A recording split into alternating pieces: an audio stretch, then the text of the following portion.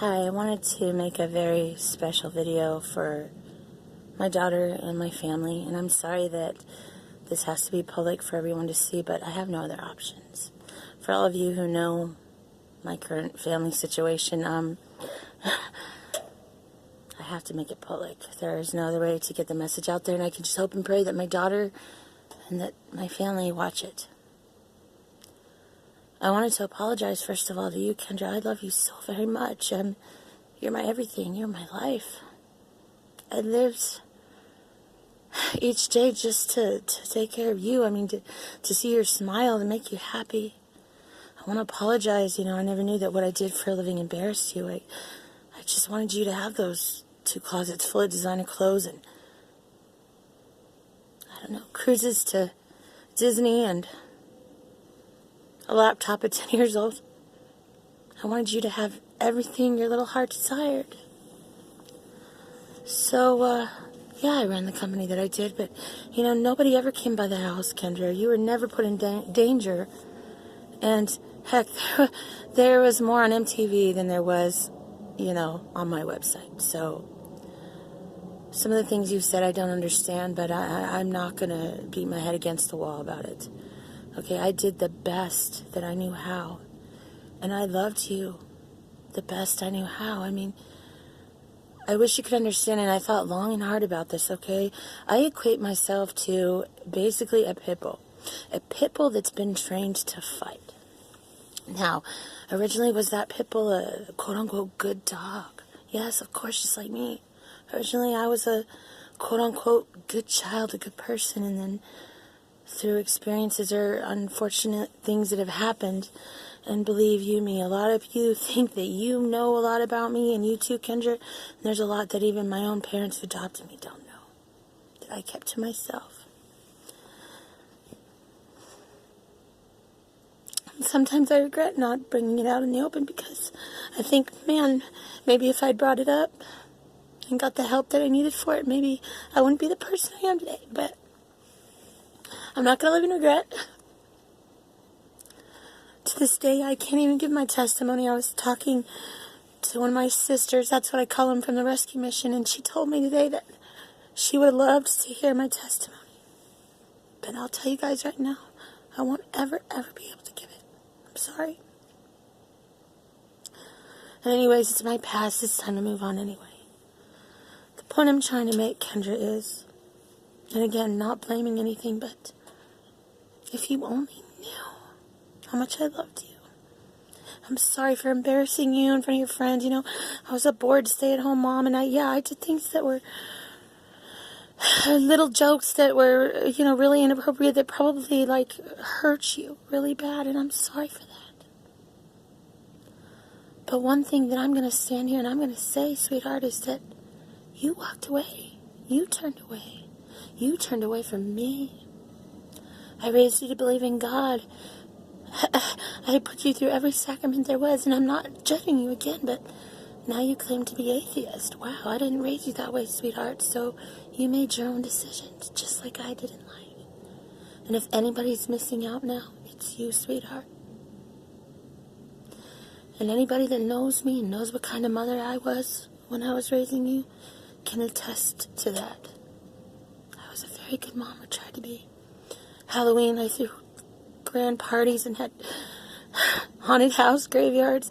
Christmas, we strung popcorn and cranberries, hot cocoa. Had the video screens in the back of the headrest in the car so you could play your video games or watch your movies. I made sure that you didn't have any chores while emptying the dishwasher. My only problem, I think, was just spoiling you rotten, because that's what I did. And I don't regret it. I'd do it all over again. I love you.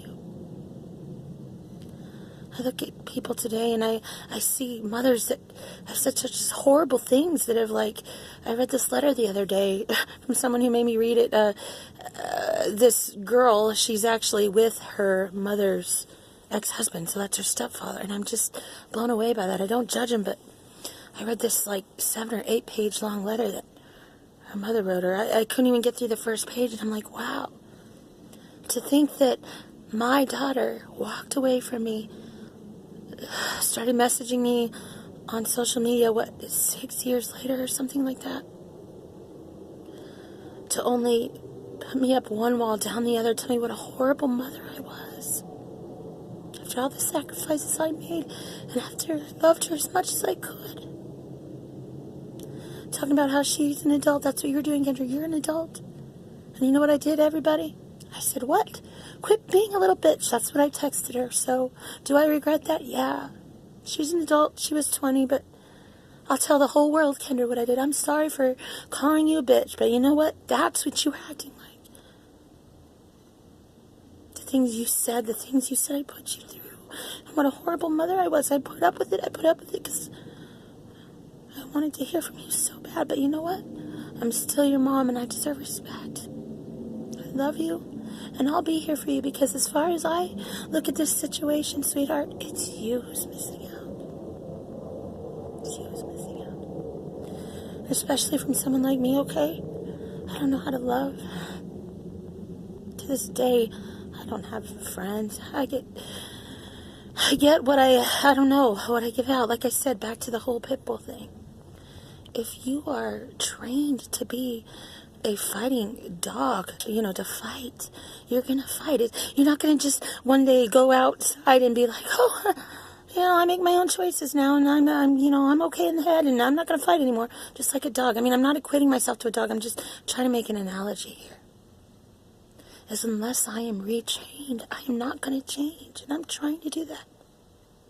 As far as my family's concerned, again, sometimes I feel like I must be a really rotten, awful person. I feel that way, for my birth mom, my birth sister, my other sister that I love so much, Megan, I love you. My dad, my mom, my aunts, uncles, cousins, for everyone to just turn their back on me. I must be some wrong person. The rescue mission, I still love you guys and all that, but to go back and be denied, to be turned away, I must be doing something wrong. But it's okay. It just means that there's something else out there for me. Mom and Dad, I love you so much, and I'm sorry. All I want you, Kendra, my mom, Dad, and for my whole family to see is there are things that you can't understand. And again, trying to equate it to the pitbull. I don't know how to act. I don't know how to love. I tried being an overachiever in high school, Mom and Dad, being number one on the tennis team, Mom, you came to my last serve, my last game at state. Just wanted you to be proud of me. I just wanted you to be proud of me. If I even got a C on my report card, I was grounded. I was grounded my entire high school life, basically. I didn't know what parties were. I didn't know what anything was. And Kevin, you too. I'm sorry that you were forced into the situation that you were, and had things happen differently, Kevin. I really think that you and I would have had a different relationship. I really mean that. And I'm so sorry, Kevin. But the things I put you through, because I want you to know, Kevin, and I mean this from the bottom of my heart, and this is so personal.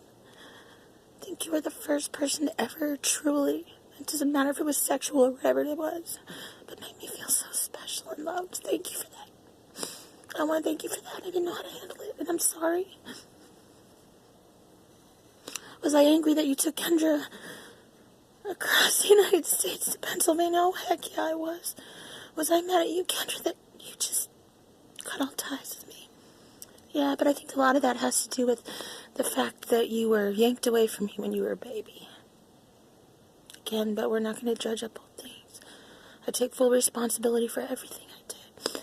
And I want to apologize to my entire family, to you, Kevin, and to you, Kendra. And little Riker, my little baby Riker, who's going to be 6 years old on New Year's Eve. That's such a hard day for me. If I can live through everything that I've lived through, guys, and so many things that you will never know and I will never tell you. The last thing I'll leave you guys with is, I've been avoiding something for a long time. Something that I need to look into as far as my health, and I'm worried that it's not going to be a good prognosis, and I've been avoiding going to the doctor because I just know what the answer's going to be, or I feel that way. And sometimes I'd just rather not know. I know that sounds stupid, but that's what I'm going to face. So, if something ends up being wrong, guys, and I'm not on this earth much longer, if that happens, I'm not saying it's going to happen, I want you to know that I loved all of you very much. And I'm sorry for messing everything up and not doing things right. I miss you all very much. Christmas is a pretty hard time sometimes. The hardest thing about being homeless in Christmas, you guys really want to know, is that everyone forgets us all year long. We're ignored. Not even a second thought, and then all of a sudden Christmas rolls around and everybody's got to get their good deeds in before the end of the year. And it's like an overwhelming, to be honest, disgust. I hate Christmas Day for that reason sometimes, guys. Why are we ignored all year round? And then remembered on Christmas. Just think about that, guys. Think about that. There's some food for thought. Again, sorry this had to be public. I have no other way to get it anywhere. I don't need to get into all that, but I'm just hoping and praying that someone in my family, or that my daughter or Kevin, somebody watches this